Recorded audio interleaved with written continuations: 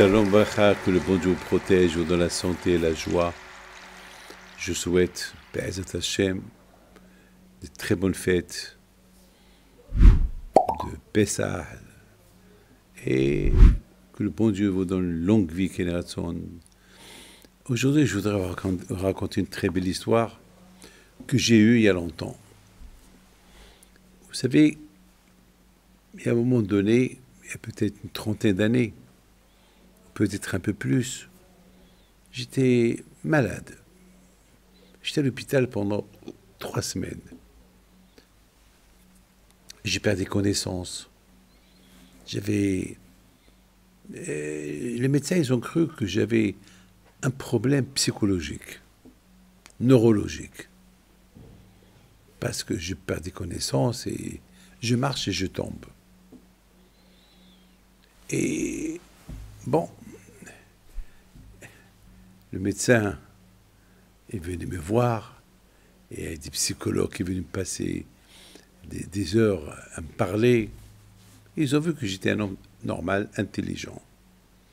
Finalement, ils ont découvert que, parce que je ne dors pas, mon corps, il avait besoin de dormir. Et parce que je passe des nuits entières à écrire, à recevoir les gens, à voyager, les conférences. Je n'avais pas de timing, je voyage. Ils m'ont dit, il faut se reposer. C'est tout. Bon, mais quand même, je perdais connaissance encore. Donc, j'étais à l'hôpital. Il y avait quelqu'un qui vient me voir à l'hôpital. Il me dit, Rabbi David, il y a ma mère qui est dans le coma et que si ça ne vous dérange pas, une bracha pour elle. Moi, j'ai pas écouté le mot « ma mère, elle est dans le coma ». Je sais pas, j'ai compris autre chose. Alors j'ai pris une bouteille d'eau et je lui ai donné, je lui ai dit « donne à ta mère à boire ». Lui, il a cru que vraiment, il devait donner à sa mère à boire. C'est dangereux. Alors, il est parti avec la bouteille, il rentre dans la chambre qui était stérilisée, et les infirmières qui le voient, ils le voient en train de vouloir ouvrir la bouche de sa mère, alors que sa mère était attachée avec tous les machines, les fils, le cœur et tout ça était dans un autre monde. Elle avait la bouche ouverte. Il lui verse de l'eau. Tout de suite, ils sont venus, ils l'ont arrêté. La police, elle est venue. Et le miracle est arrivé. Elle a ouvert ses yeux à la mère. Elle s'est réveillée. Tout de suite, au lieu qu'on s'occupe de lui, ils ont commencé à s'occuper de sa mère pour lui enlever tout de suite, les médecins sont venus, ils ont enlevé les fils, etc., etc. Quelque temps plus tard, les médecins sont venus chez moi. Ils m'ont dit, c'est quoi? Qu'est-ce que vous avez fait? Je lui ai dit, j'ai rien fait, j'étais pas au courant. Je lui ai dit, monsieur, il est venu chez moi.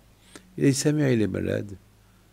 Et je lui ai donné une bouteille de... Mais ils m'ont dit, mais elle n'a pas le droit de boire. Il n'avait pas le droit de lui mettre. Je lui ai dit, je ne lui ai pas dit de lui mettre. Mais oui, elle était dans le coma. Elle ne m'a pas dit qu'elle était dans le coma, je n'ai pas compris. Grâce à Dieu, la fille, la femme, elle s'est réveillée. C'est les choses de Akadosh Baruch Hu. L'aïmouna, bien sûr, c'est très dangereux. Même l'aïmouna, il faut être intelligent. On n'a pas le droit de dire à quelqu'un qui est dans le coma, donne-lui à boire. Très dangereux. Beaucoup de fois, ça arrive des gens qui sont dans le coma, et je leur dis, prenez, voilà cette bouteille d'eau, une goutte dans les pieds, dans ses pieds. C'est tout, pas la bouche. Elle est dans le coma. Elle peut s'étouffer. Mais ce monsieur-là, il a eu la émouna. La émouna. Vous savez, la même semaine, j'ai eu une histoire. La même semaine, dans cet hôpital-là, il y avait 2 femmes. C'était la paracha la paracha de la mort de Myriam. Non, la paracha de l'histoire que Myriam, la prophétesse, elle a eu qu'elle a parlé du mal sur son frère, elle a été punie, il a eu la lèpre. Alors, il y avait, pendant que j'étais à l'hôpital, il y avait les infirmières, au début, ils sont rentrés dans ma chambre, ils m'ont dit, Monsieur Pinto, allez, on doit vous faire on doit vous laver. Je lui ai dit non, moi, on ne me touche pas. Ils n'ont rien voulu savoir. Eh bien, soudainement, j'ai commencé à leur parler. Est-ce que vous connaissez l'histoire de Tsipora et de Myriam? Myriam qui a critiqué Tsipora et Myriam était punie, elle a eu la lèpre. Dès qu'ils ont entendu ça, ils ont eu peur. Ils ont eu peur. Ils ont voulu... Pardon. Alors, je leur ai dit, pourquoi vous avez peur? Il me dit, parce que moi, je m'appelle Tsipora et ma collègue, elle s'appelle Myriam. Et moi, personne ne sait que je m'appelle Tsipora. Et vous parlez de la lèpre, vous parlez de Tsipora, vous parlez de Myriam.